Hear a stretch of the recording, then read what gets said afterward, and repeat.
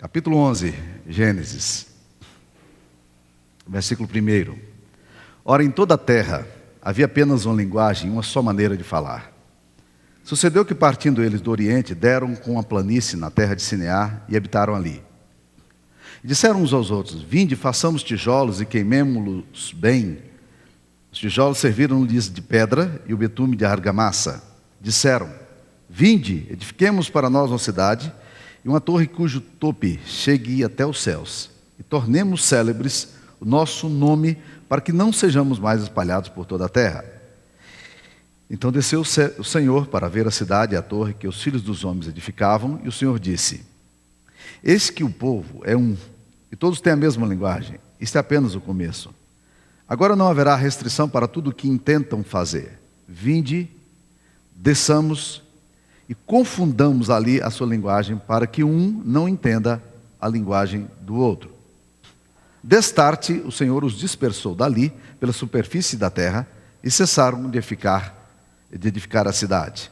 Chamou-se-lhe, por isso, o nome de Babel, confusão, que ali confundiu o Senhor a linguagem de toda a terra, e dali o Senhor os dispersou por toda a superfície dela. Essa é a palavra de Deus. Meus queridos, Babel é simbólica. Em qualquer lugar que nós quisermos falar de confusão, de medo, de bagunça, a gente vai falar isso aqui. Então, a Babel. Babel se refere, como o próprio nome diz em hebraico, se refere a essa confusão, né? Essa desordem, esse caos. E ela é simbólica para a sociedade, ela é simbólica para a nossa vida, é simbólica para as famílias, é simbólica para a tecnologia, ela é simbólica para tudo.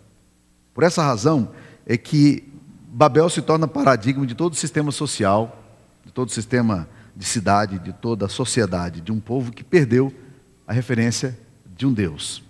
É exatamente isso que a gente pode ver aqui nesse texto. E a gente percebe algumas características de uma geração que perdeu a referência do sagrado, a referência de Deus.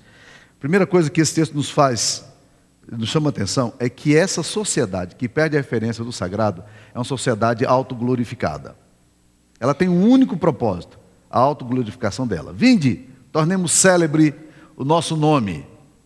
Nós queremos estar no centro, estarmos aqui nesse lugar que é de Deus, nós queremos nos ocupar disso aqui. Henry Nouwen, um pensador católico, afirma que desde o Éden, o homem tem uma mania, que ele chama de teomania. É essa mania de querer ser Deus e de estar ocupando o lugar de Deus. É assim que nós vamos perceber em todas as escrituras sagradas. E aqui em Babel não é diferente. Vinde, edifiquemos uma cidade e uma torre cujo tope chegue até os céus. Essa sociedade, ela não está interessada em descobrir ou penetrar os mistérios de Deus. Não. Ela está interessada em subir e ocupar o lugar de Deus. Assim como Lúcifer fez, essa sociedade que é luciférica nos seus motivos. Ela quer ocupar um lugar que é de Deus. Quando eu leio determinadas coisas como a partícula de Deus, um assunto muito discutido nos livros de ciência, nos cadernos nossos, nas revistas e jornais, eu fico perguntando o que é que tem por detrás da partícula de Deus que eles tanto buscam.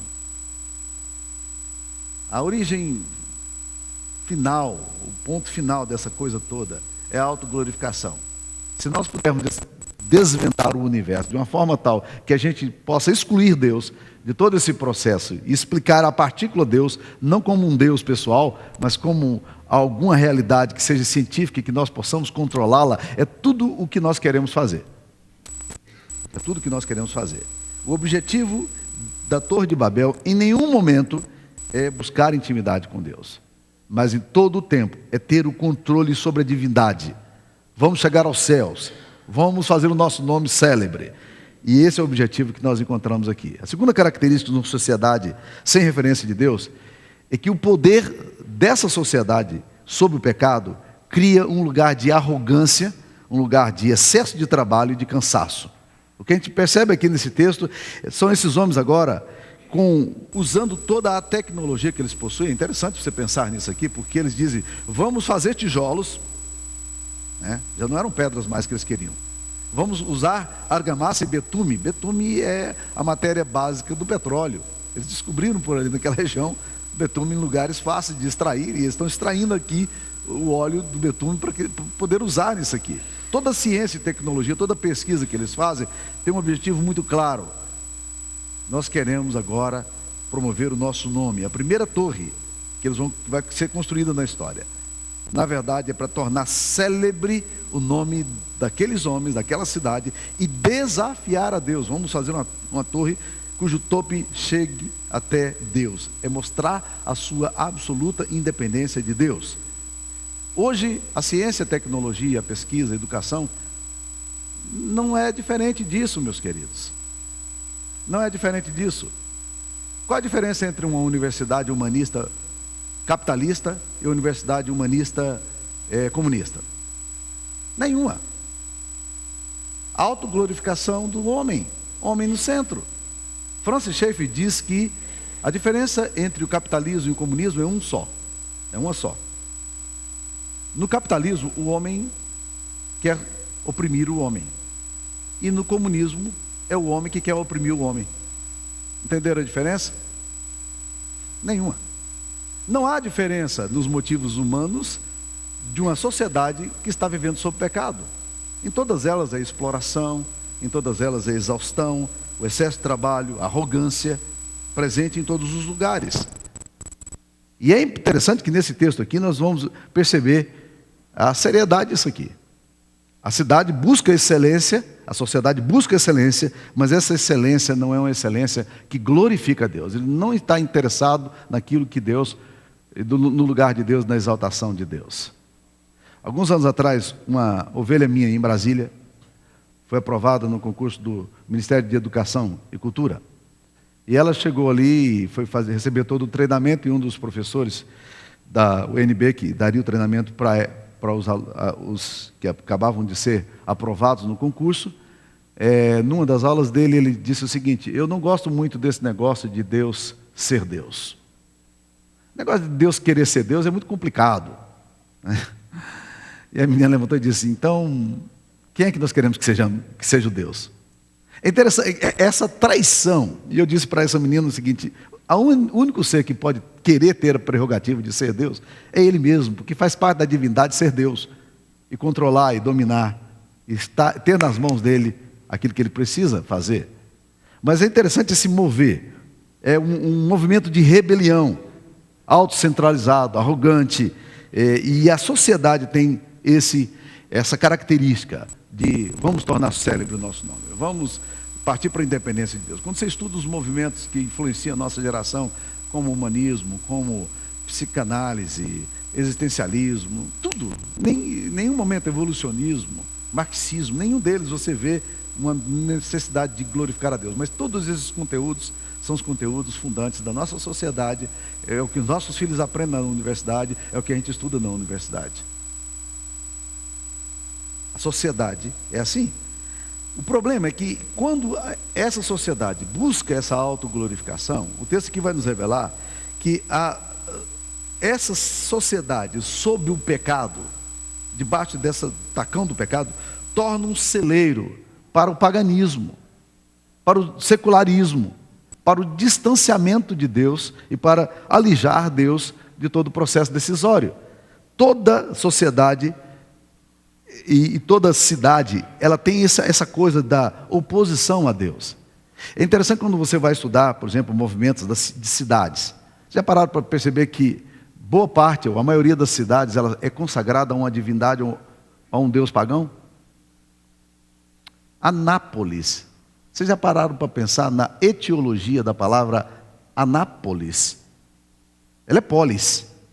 E veio uma amiga nossa e riu demais, porque eu sou um cara que moro em Anápolis, que já tem polis na palavra, né?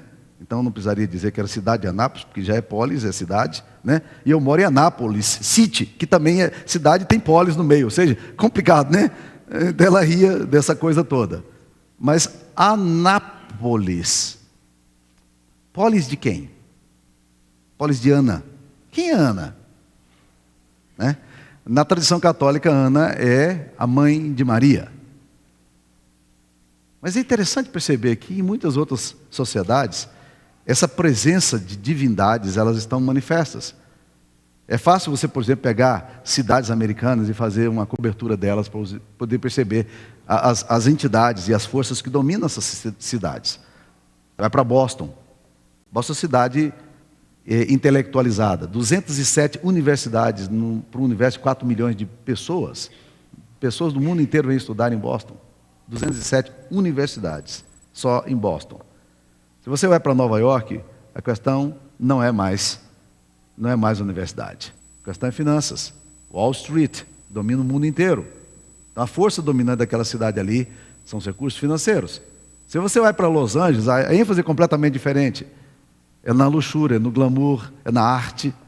Se você vai para Washington, poder. E esse mesmo mecanismo você pode aplicar no Brasil. Rio de Janeiro cheira sensualidade. Interessante, né? É carnaval de mulheres nuas, praias onde as mulheres usam determinadas roupas que elas já não sabem mais se são roupas, se são elas mesmas. E agora o Globo Beleza, ela tira a roupa. Não sei se vocês percebem, mas não tem roupa mais. É só decalques. Aquela moça que aparece na tela da sua televisão, ela não tem roupa nenhuma. Ela está absolutamente nua, ela está em pelo, como diria meu pai, né? Você vai para São Paulo é a Avenida Paulista. É o mundo dos negócios, do domínio, do comércio. Se você vai para Brasília, é o universo do poder. As cidades vão assumindo forma, mas em todas elas, subjacente a todas as cidades, encontra-se ali a rebelião a Deus e a oposição de uma forma muito clara a Deus. O resultado, meus queridos, é cansaço e conflito com Deus. Porque Deus vê os motivos. Parece estranho quando a gente lê o texto que diz assim: desceu o Senhor para ver a cidade que os filhos dos homens edificavam. O Senhor disse, parece assim uma coisa meio de menino, né, de Deus. Vende, desçamos confusão, porque esse pessoal daqui um pouco, não haverá restrição para tudo que parecem fazer. Não, a coisa é muito mais séria. O que Deus está vendo é exatamente o motivo desse poder concentrado e dessa rebelião e dessa independência espiritual que, na verdade, se opõe a Deus. Essa linguagem antropomórfica que aparece aqui de Deus, vinde, desçamos, parece que Deus lá do céu não vê, né? E aí ele desce, e agora quando ele desce ele encontra, ele consegue ver, mas lá do céu ele não consegue ver. Essa é uma linguagem que a gente chama de antropomórfico, né? De atribuir formas a Deus, de Deus tem que descer para ele poder. Isso é muito comum nas escrituras sagradas, assim como Moisés viu as costas de Deus, de um ser espiritual que não tem costas, né? Mas é uma forma de tentar comunicar a linguagem para nós. O que está em jogo aqui é o fato de que essa atitude social e da cidade, da polis, gera um conflito inerente e profundo contra Deus. Oposição, rebelião, autossuficiência e assim por diante. A segunda coisa que esse texto nos fala é que gera confusão. A cidade confusa. O resultado aqui é uma comunicação quebrada. Ninguém entende a linguagem do outro. Ninguém sabe onde é que vai chegar. E é curioso que Rick Warren faz uma colocação sobre sucesso, sobre pesquisa, ele diz uma coisa que me chama muita atenção. Ele fala assim: sucesso gera competição, fracasso gera comunidade. Vou repetir: sucesso gera competição, fracasso gera comunidade. Esse texto aqui fala da comunicação impossível de uma geração que está altamente voltada para o seu narcisismo, poder concentrado, e que deixa de entender o irmão. Perde a referência do sagrado e passa também a não conseguir entender mais o outro. O outro agora fala uma linguagem, e é muito sugestivo esse negócio, porque ele fala uma linguagem que ninguém mais entende. É isso que nós vemos aqui nesse texto. Agora eu queria tentar fechar isso aqui, gente, trazendo algumas coisas práticas para o meu coração e para o seu coração. O que é que Deus espera de mim e de você, numa sociedade, numa cidade, onde o caos, a autocentralização, a ciência e tecnologia, a educação, está toda voltada para o enaltecimento e glorificação do homem? O que Deus espera de mim? Primeira coisa que eu queria dizer é o seguinte: quando a gente lê as descrições da cidade na Bíblia, a gente fica meio assustado, porque a primeira cidade que foi construída, está em Gênesis 4, ela é edificada por Caim. Caim também tinha o mesmo motivo. Ele queria fazer a cidade com proteção e queria também promover o nome da família. Colocou o nome de Enoque. Ou seja, a cidade já começa sendo uma coisa de Caim, um homem que se opõe a Deus, um assassino, né? Parece que a referência e o fundamento da cidade se torna complexo. Quando a gente lê Babel, é outra cidade bagunçada, que se opõe e se rebela contra Deus. Aí você começa a ter a atitude que as nossas músicas sertanejas dizem muito, né? Quero uma casa no campo, eu quero um lugarzinho bem escondido. Ninguém quer morar no campo, mas todo mundo quer ir para o campo. Há uma certa dialética complexa na alma da gente, desse negócio de querer ir para a roça, né? Mas sabendo que na cidade é o lugar nosso, porque 93% da população vive na cidade. A cidade é o lugar das oportunidades, é o lugar das artes, é o lugar da pesquisa, é o lugar da educação, é o lugar da saúde, né? É o lugar onde as coisas florescem e a mentalidade, a visão, a cosmovisão é formada. Então, Deus não nos chamou para nos alijarmos socialmente. Nesse campo de ação, que é a cidade, é onde Deus quer que a igreja esteja. Aqui é o meu lugar. E o mandato de Deus para nós é: floresça onde você está plantado. A questão não é fugir da cidade, mas é saber como é que eu posso, nessa cidade ou nessa sociedade, ser aquilo que Deus gostaria que a sua igreja fosse, e como que eu posso responder de uma forma profunda a esta sociedade que se perdeu na sua autoglorificação e na sua confusão em comunicação. Deus me chama a igreja para isso.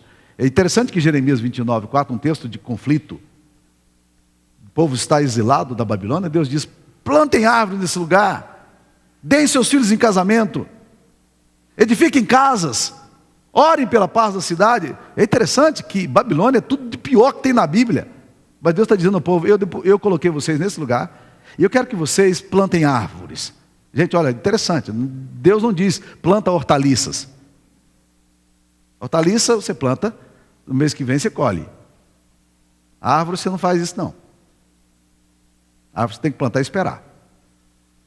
Orar pela cidade. Ora, a última coisa que o povo de Deus queria fazer é orar por Babilônia. Babilônia é tudo de pior que existe na Bíblia.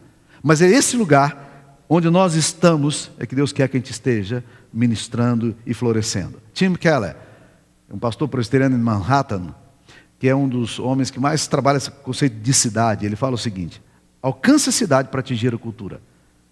E nós precisamos sempre estar perguntando: como é que nós podemos, como cristãos, influenciar a cultura dessa cidade caótica, sem comunicação, autoglorificada? Segunda coisa, cidade é o lugar de gente sem esperança, e gente cansada e estressada, com excesso de atividades. E eu vejo Jesus num comportamento maravilhoso, quando ele se encontra, a Bíblia diz em Mateus 9,36, que ele fala assim: vendo Jesus as multidões, compadeceu-se delas, porque estavam aflitas, exaustas, como ovelhas que não têm pastor. Acho fantástico esse negócio de Jesus olhar com compaixão a cidade. Se nós tivermos esse olhar de compaixão, nós vamos cuidar melhor da beleza da nossa cidade, da arquitetura da nossa cidade, dos pobres da nossa cidade. Vamos querer nos imiscuir nesse poder, não para a autoglorificação, mas para a glória de Deus.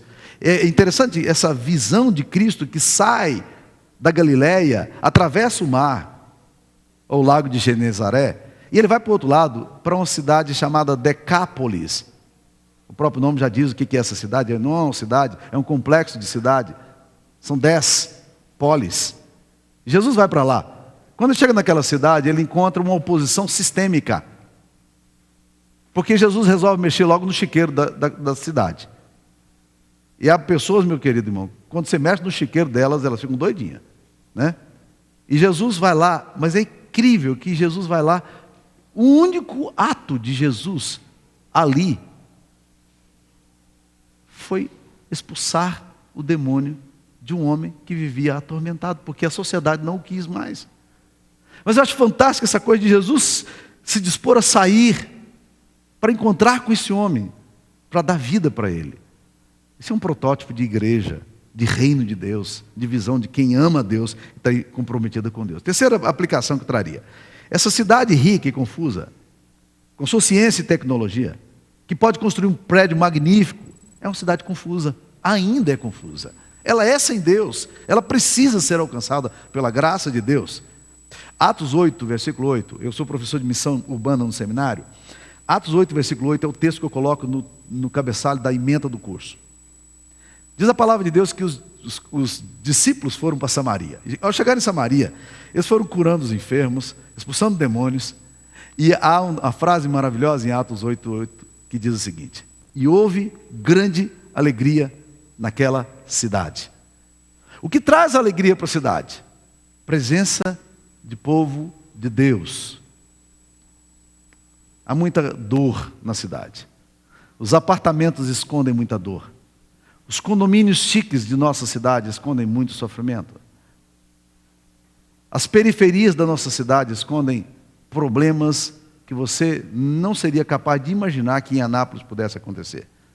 Se você quiser ouvir um pouco disso, conversa com a Lisbeth, que tem um projeto social arrojado. Conversa com ela. Você vai descobrir que tem advogados de alta society aqui em Anápolis, que saem para a periferia para se envolver com garotinhos, não estou falando de meninas não, garotos de 10, 11 anos de idade. E pode dar nome a esses homens. Não é sério isso? Existem mães na periferia de Anápolis que vendem suas filhas de 9 anos de idade para prostituição. O professor Walter, aqui da nossa igreja, quando eu acompanhei na periferia, fazendo trabalho com escolas, ele me disse que muitas e muitas vezes ele teve que tirar dinheiro do bolso para dar mods para meninas que não sabiam nem o que era menstruação. A cidade é dor, mas a presença da igreja não vai acabar com a dor, mas pelo menos ela pode atenuar, porque o que gera alegria é essa presença de um povo que se move em relação por causa do amor de Deus. E eu queria concluir, meus queridos irmãos, fazendo um paralelo aqui maravilhoso. Para mim a Bíblia sugere isso aqui de uma forma muito clara, porque quando eu leio Babel, eu penso num outro evento. Não um evento da autoglorificação, mas da manifestação histórica de Deus. Vocês a essas alturas, provavelmente alguns de vocês já sabem o que eu estou falando. Porque quando você vai para Atos 2, você vê o derramamento do Espírito. É muito interessante quando você vai fazer o paralelo entre Babel e Pentecoste. Babel é confusão. Quem falava a mesma linguagem não fala mais. Pentecoste é gente confusa que não falava a mesma linguagem e agora fala a mesma linguagem. Ou pelo menos ouve na mesma linguagem. Em Babel, um grupo de gente se reúne e ali eles têm projetos. Em Pentecoste, ninguém tem projeto. Mas o que sai ali é a manifestação de Deus. Ou seja, parece que intencionalmente as Escrituras Sagradas querem nos levar ao ponto de tentar entender que toda a insistência da ciência e tecnologia, da sociedade e da cidade, secularizada e humanista, ela vai sempre desembocar na confusão, caos, cansaço e estresse. Mas quando nós vamos para a experiência da renovação de Deus, que acontece pelo derramamento do Espírito Santo, então nós vamos começar a experimentar a profusão e a alegria de fazer a seguinte pergunta: como é que nós podemos entendê-los, ouvi-los na nossa própria língua? Como é que esse negócio se dá? E o milagre de Deus acontece na medida em que este derramamento de Deus vem sobre uma sociedade. Então nós temos aqui agora uma sociedade gerada nos fundamentos do humanismo, da autoglorificação, do narcisismo, e temos uma sociedade agora que começa a se identificar como um povo eleito de Deus, que recebe a manifestação histórica do Espírito Santo e que agora experimenta essa realidade do Espírito Santo. Olha que contraste maravilhoso entre caos, confusão, linguagem confusa e bênção, unidade e manifestação histórica de Deus. Esse é o convite que Deus tem para nós, para que a gente, como igreja dele, possa ser capaz de experimentar esse favor do Senhor. Que Deus nos ajude. Amém. Pai, nos ensine a viver orientados pelo Teu Espírito Santo. Nós temos muito, Deus, disposição no nosso coração de autoglorificação, de autopromoção. E precisamos, ó Deus, nos despojar disso tudo, ó Deus querido, para traduzir Jesus nessa sociedade humanizada, secularizada e distanciada do Senhor. Dá a bênção ao Teu povo, Pai, em nome de Jesus te pedimos. Dá a bênção à Tua igreja para se voltar para isso, para ter compaixão, sensibilidade, experimentar a manifestação do Senhor no nosso tempo. Em nome de Jesus. Amém.